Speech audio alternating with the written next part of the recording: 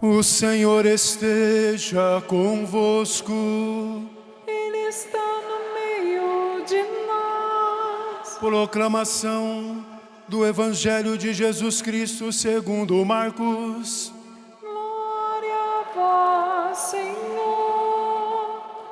Depois de ressuscitar, na madrugada do primeiro dia após o sábado, Jesus apareceu primeiro a Maria Madalena, da qual havia expulso 7 demônios. Ela foi anunciar isso aos seguidores de Jesus, que estavam de luto e chorando.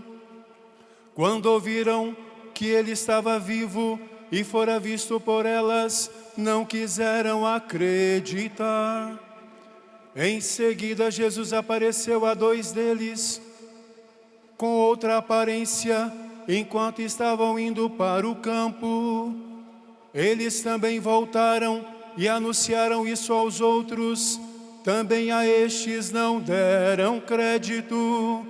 Por fim, Jesus apareceu aos 11 discípulos, enquanto estavam comendo, repreendeu-os por causa da falta de fé e pela dureza de coração, porque não tinham acreditado naqueles que o tinham visto ressuscitado.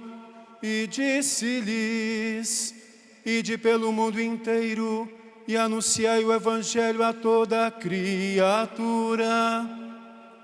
Palavra da salvação. Glória a vós, Senhor.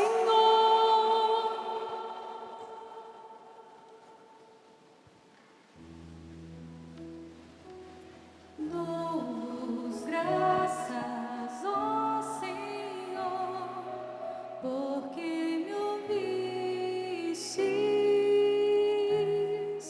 Dou-vos graças, ó Senhor, porque me ouvistes. Você cantando. Dou-vos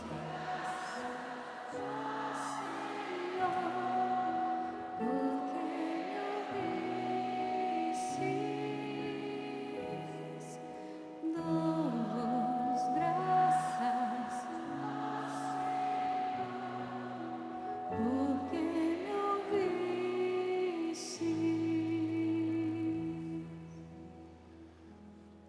E o Senhor nos ouviu, o Senhor nos escutou, e por isso nós damos graças a Ele.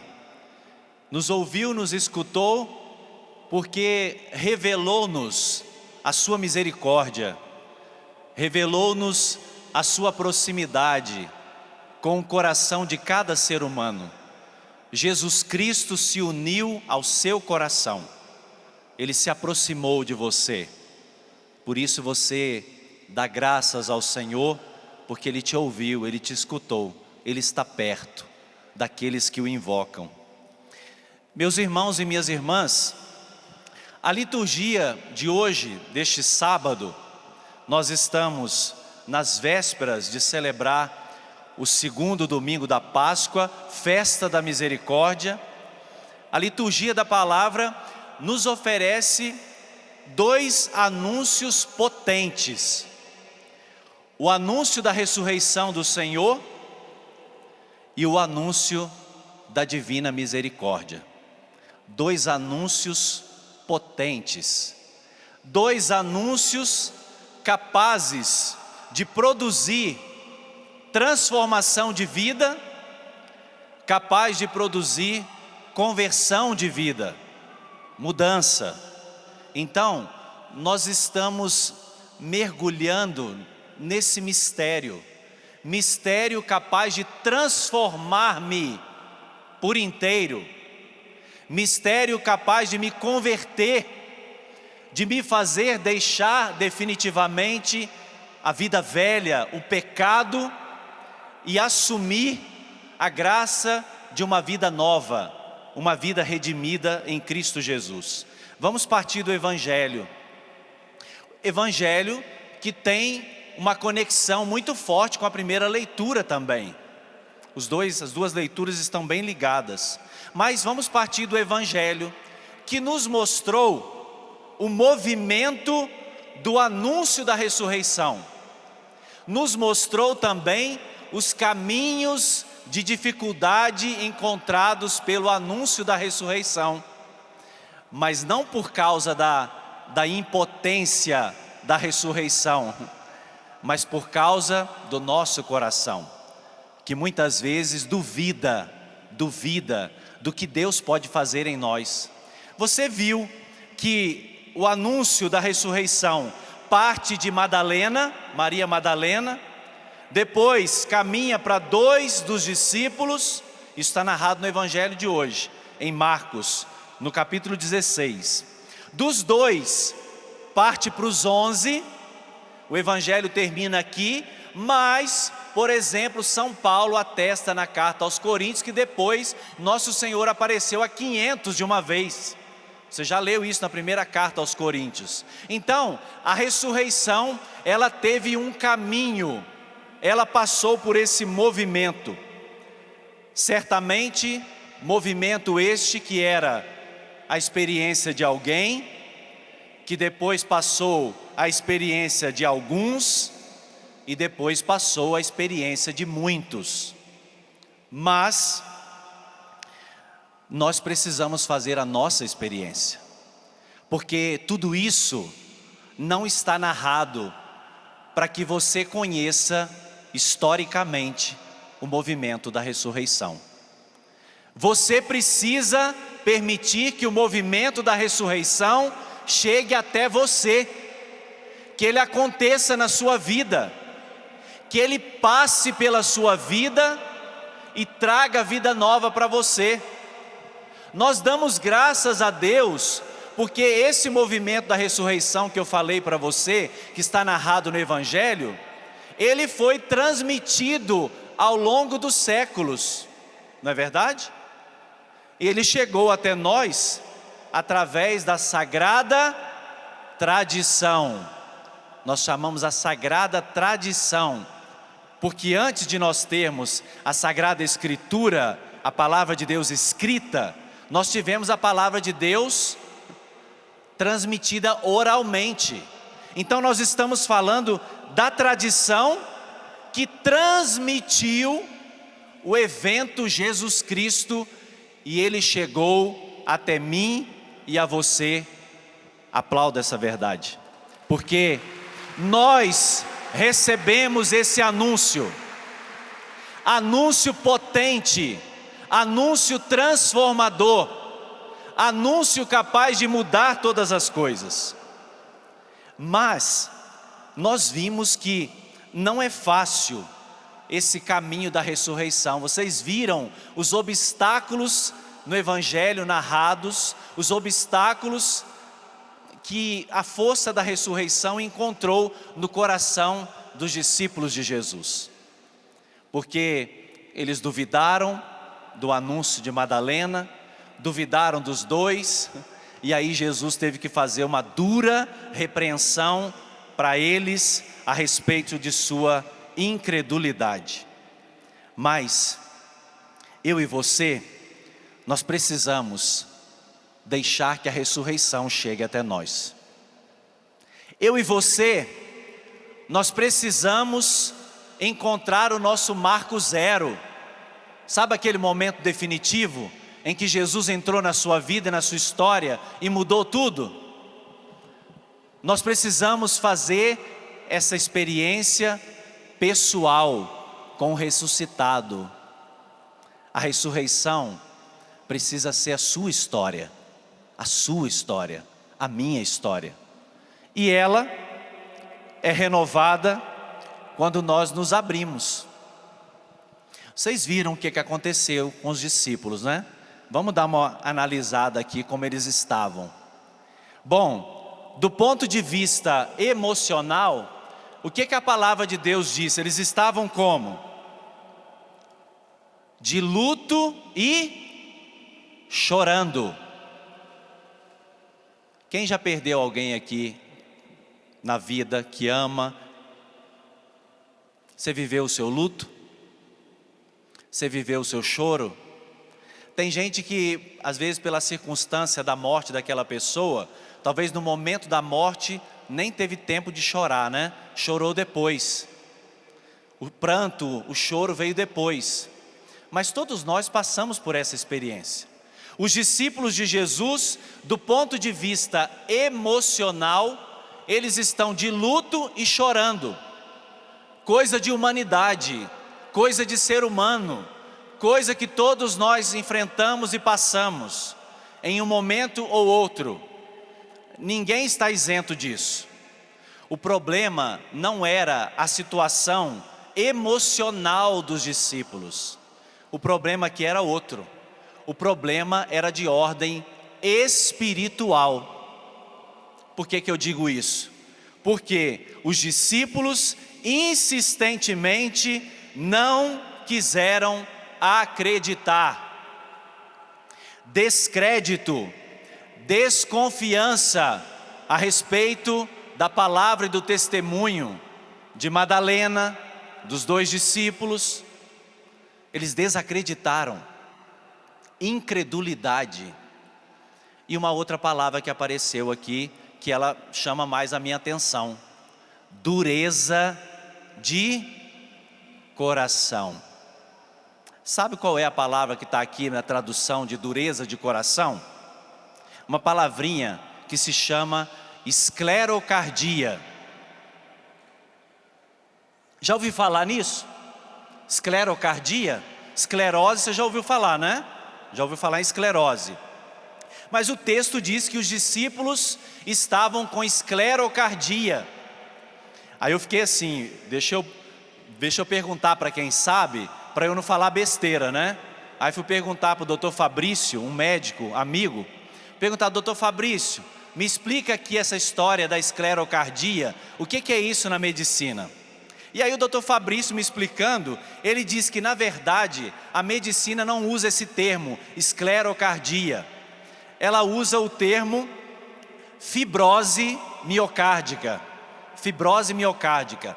E aí ele foi explicar para mim o que era fibrose miocárdica. Ele disse assim: a fibrose, ela é a degeneração, a morte e a cicatrização dos cardiomiócitos. Vixe, cardiomiócitos. Pensei, o que são esses cardiomiócitos? Vamos traduzir. Aí ele disse: são as células musculares responsáveis pelo movimento de contração do coração. Aí já ficou mais fácil.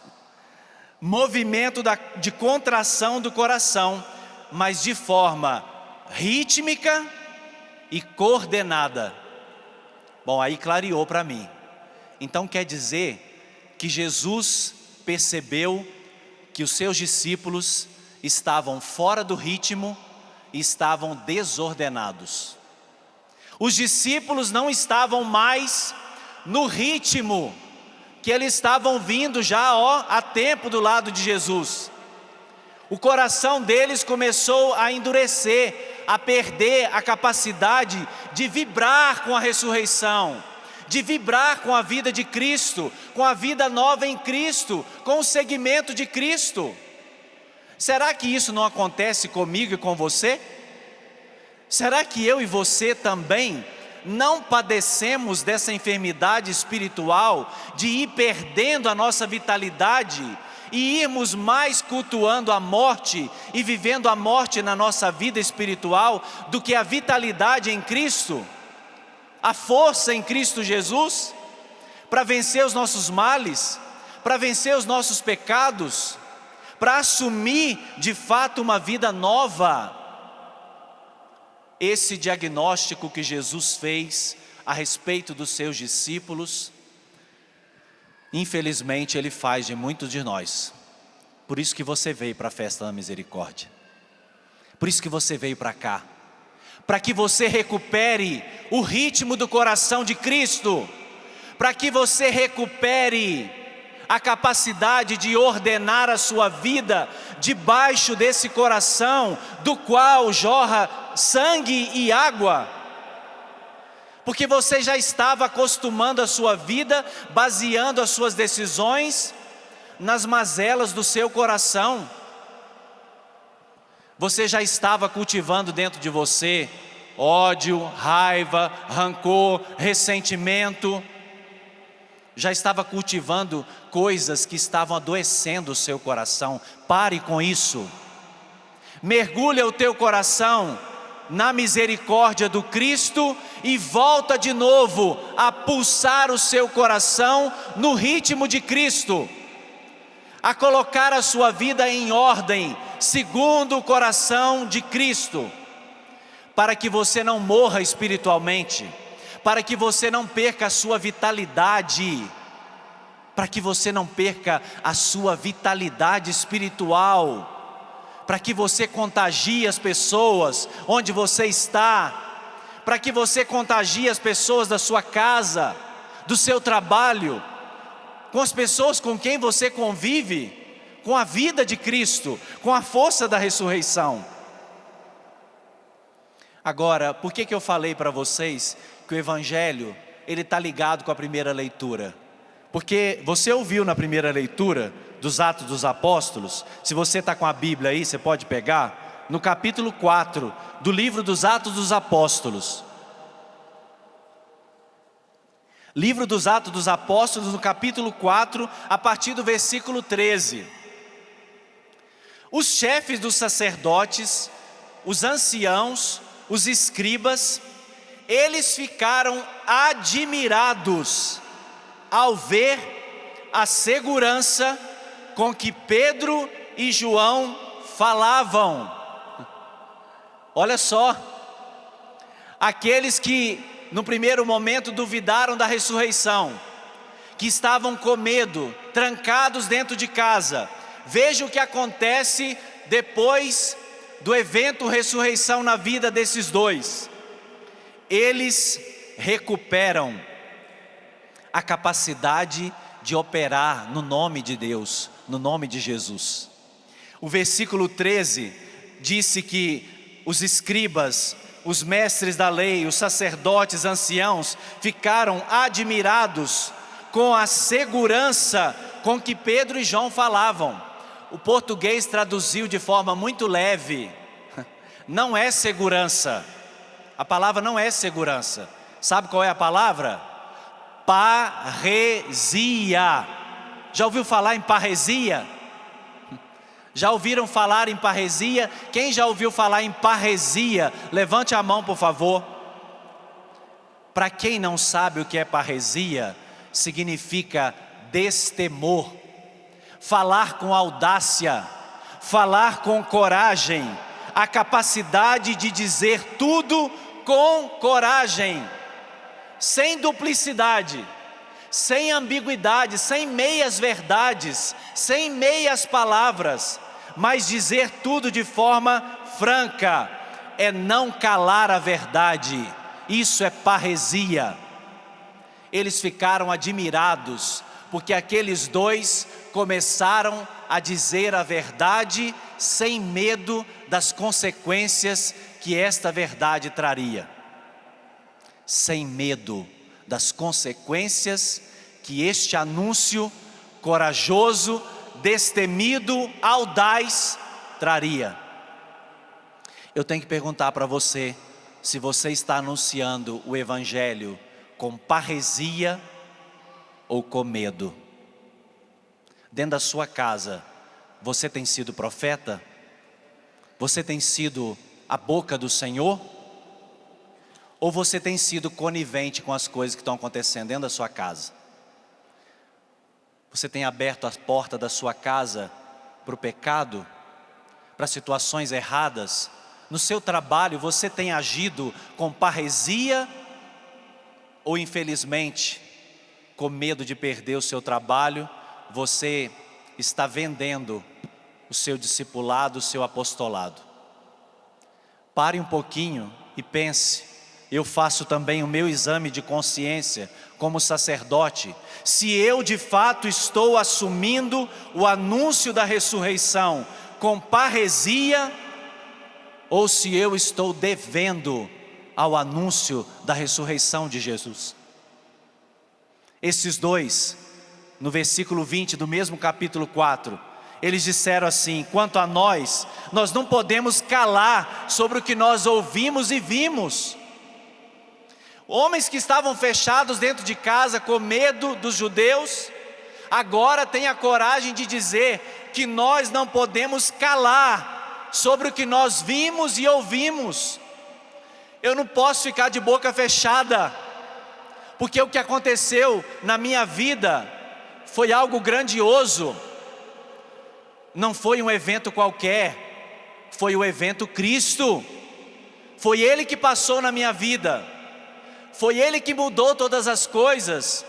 Então eu não posso me intimidar diante das provocações do mundo.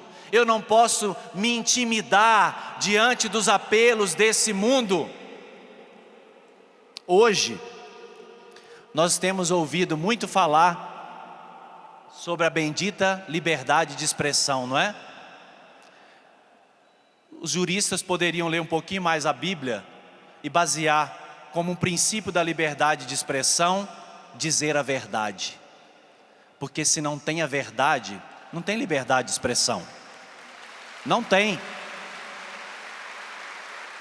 A liberdade de expressão, ela prevê o uso da verdade sempre.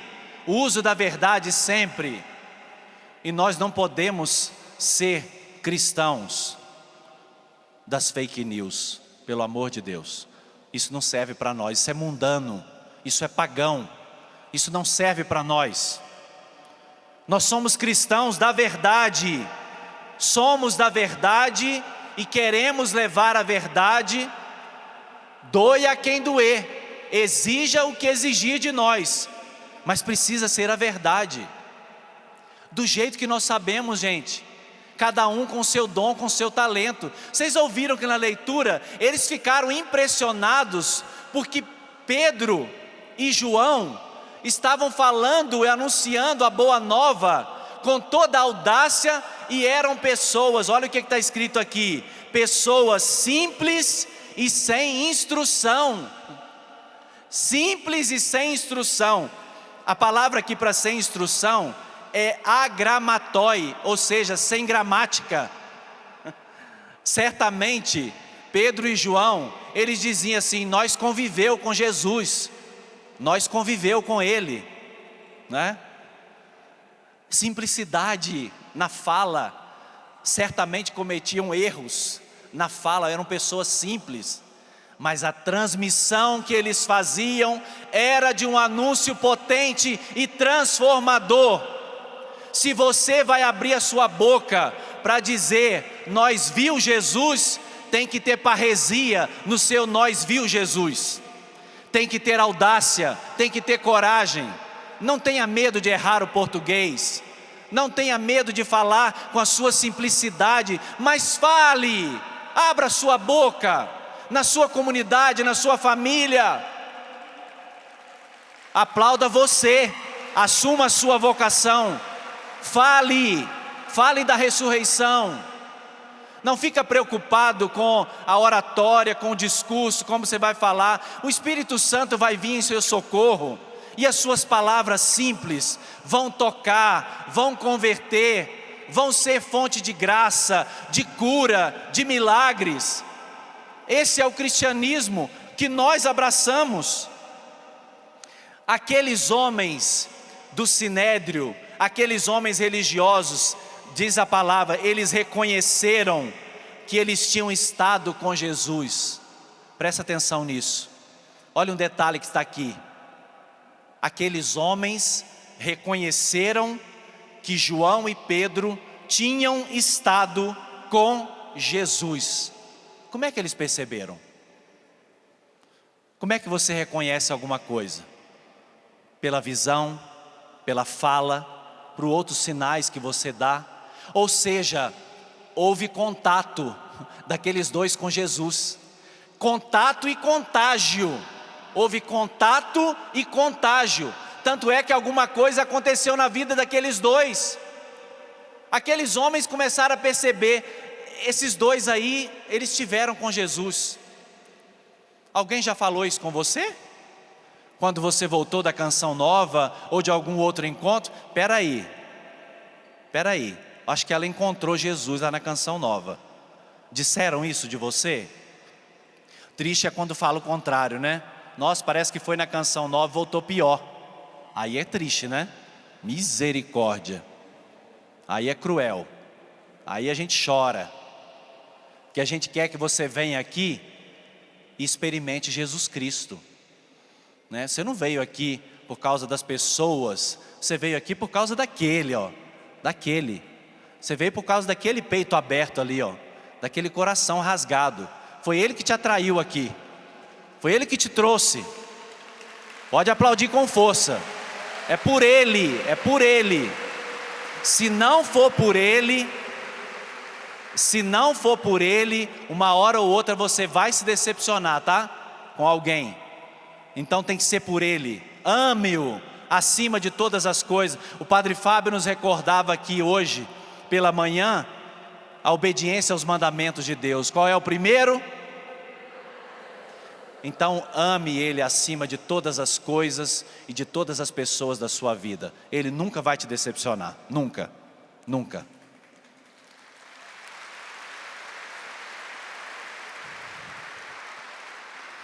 Muito bem, voltando para o Evangelho, nós temos aqui uma mulher, Madalena, prima testes, a primeira testemunha. Sabe como ela é chamada por São Tomás de Aquino? A apóstola dos apóstolos. Olha que bonito. Madalena, a apóstola dos apóstolos, foi chamada por São Tomás de Aquino. Na vida dela aconteceu o Marco Zero. O Evangelho foi claro para nós. Maria Madalena, de quem Jesus tinha o quê? Expulsado 7 demônios. Ela tinha experimentado a graça da libertação. Aqui não se sabe se esses demônios eram enfermidades, se eram pecados, se eram entidades. Isso não importa. Importa que ela foi liberta de tudo. Porque o 7 na Bíblia é pleno. Maria Madalena experimentou na sua vida a força da ressurreição de Jesus. E ela foi liberta desses 7 demônios. Na sua vida também tem que acontecer essa libertação. Se tem alguma coisa te atrapalhando, se tem alguma coisa te prendendo, te amarrando, deixe tudo isso aqui hoje. Nosso Senhor quer libertar você, para que você também se torne uma apóstola da ressurreição de Jesus. A presença dela, no contexto aqui da ressurreição, dizia São João Paulo II, revela a paridade essencial entre homem e mulher. A paridade, ou seja, estão no mesmo nível. A paridade entre homem e mulher, em igual medida, homem e mulher são suscetíveis de receber a dádiva da verdade divina e do Espírito Santo. As mulheres são dignas também de receber o anúncio da ressurreição. As mulheres são dignas, foram feitas dignas por nosso Senhor, de não só experimentar a ressurreição, mas serem as primeiras a anunciar a boa nova da ressurreição. Ele não fez isso porque a mulher gosta de falar não, viu? Vocês gostam, né? De falar. Falem muito da ressurreição de Jesus. Falem muito do que Jesus fez na vida de vocês. São João Paulo II disse que existe aqui, na presença de Madalena, no relato da ressurreição, essa paridade entre homem e mulher. Entre eu, ministro ordenado, e você, do ponto de vista batismal, não tem diferença nenhuma. Nós também recebemos o sacerdócio batismal. Nós dois. O que me difere de você é que eu tenho um ministério ordenado. Um ministério ordenado. Agora, se você quer saber por que Jesus não instituiu uma mulher para ser sacerdote, quando você morrer, você pergunta para ele. Porque tem muita gente por aí, né, tão preocupada em saber por que mulher não pode ser padre. Gente, nem Santa Faustina, que falava com Jesus, ficou preocupada em perguntar: por que eu não posso ser padre? Ela foi experimentar as graças do ministério no seu diretor espiritual, no seu confessor, que celebrava a Eucaristia onde ela estava. Ela foi beber da graça e não estava preocupada com essas discussões. Quando você morrer, você pergunta para Jesus. Mas o papel da mulher aqui tem uma dignidade maravilhosa. Vocês também, em Cristo Jesus, por causa do batismo de vocês foram constituídas sacerdote, profeta e rei.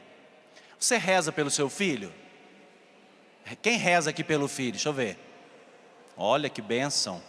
Então você é sacerdote, porque o sacerdote é aquele que reza ao Pai.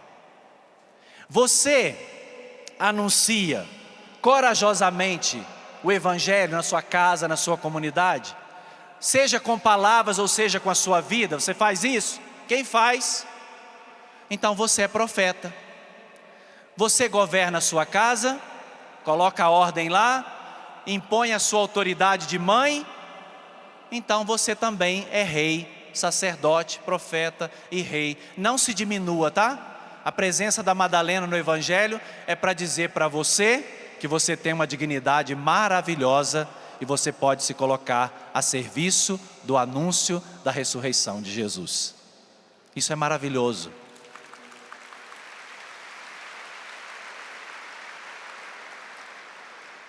Da Madalena não podia faltar a Faustina, né? Da Madalena a gente encerra com Santa Faustina. No seu diário, 1588, Jesus disse para ela assim: Faustina, eu enviava no Antigo Testamento profetas ao meu povo com ameaças. Hoje eu estou enviando-te a toda a humanidade com a minha misericórdia. Se Madalena era a apóstola dos apóstolos, a apóstola da ressurreição, Santa Faustina é a apóstola da misericórdia infinita do Senhor. Apóstola da misericórdia, enviada pelo próprio Jesus a toda a humanidade para ser porta-voz desta potência transformadora que se chama misericórdia. E Ele deu para ela meios muito concretos para fazer isso, proclamando ao mundo inteiro a verdade sobre a misericórdia, implorando a misericórdia pelo mundo, especialmente pelos pecadores, através do quadro da Divina Misericórdia. E o que tem escrito embaixo, gente? Jesus, através do terço da misericórdia, pela sua dolorosa paixão, através da oração das 15 horas, na hora da misericórdia, e inspirando um movimento apostólico maravilhoso que chegou até mim e a você. Chegou, gente, até nós a beleza desse anúncio da misericórdia de Cristo. Nós vamos coroar isso amanhã, no segundo domingo de Páscoa, a festa bendita da misericórdia de Deus. Por isso que eu falei, são dois anúncios, o da ressurreição e o da misericórdia. Fique de pé. Vamos concluir essa homilia transformando isso em oração. Nós fomos atingidos, nós fomos alcançados por esse anúncio da ressurreição e da misericórdia. Chegou até os nossos ouvidos, passou pelo nosso coração. Nós experimentamos a força desse anúncio. Levante os seus braços e peça ao Senhor agora a graça de atualizar isso, na força e no poder do seu Espírito, que se atualize para nós agora o dom da ressurreição de Jesus, o dom da sua misericórdia. Essas duas potências, essas duas manifestações do amor de Cristo, ressurreição e misericórdia, duas potências que possam agir em nós agora, nos transformar, nos lavar por inteiro dos nossos pecados, nos tirar das situações de morte, as situações de pecado, as situações nas quais nós nos encontramos, que nos oprimem, que nos machucam, que nos ferem. Dá-nos esta graça, Senhor, de atualizar agora a experiência da Tua ressurreição e da Tua misericórdia. Ó sangue e água Canta forte. que jorrastes do seu coração, como fonte de misericórdia para nós. Ó sangue e água que jorrastes do seu coração, como fonte de misericórdia para nós. Eu confio em vós, eu confio em vós, eu confio em vós, eu confio em vós, eu confio em vós, eu confio em vós, eu confio em vós, eu confio em vós, eu confio Você em cantando, ó vós. sangue e água, força. Ó sangue,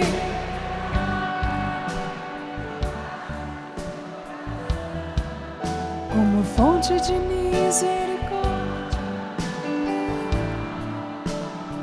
Ó sangue, ó sangue, como fonte de misericórdia. Eu confio em vós, eu confio em vós, eu confio em vós, eu confio em vós, eu confio. Jesus, Jesus, eu confio em vós, Jesus, você, Jesus, Jesus, canta. Eu confio em vós. Jesus, com toda a força, Jesus, eu confio em vós, Jesus, eu confio em vós. Traz a mão sobre o seu coração. Faz esse instante agora de silêncio. Escute Deus falar com você. Escute a voz do Cristo no seu coração.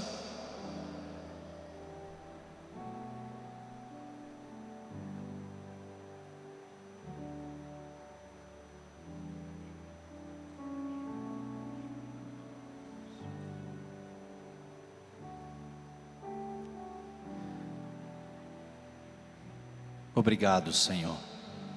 Muito obrigado. Jesus, eu confio em vós.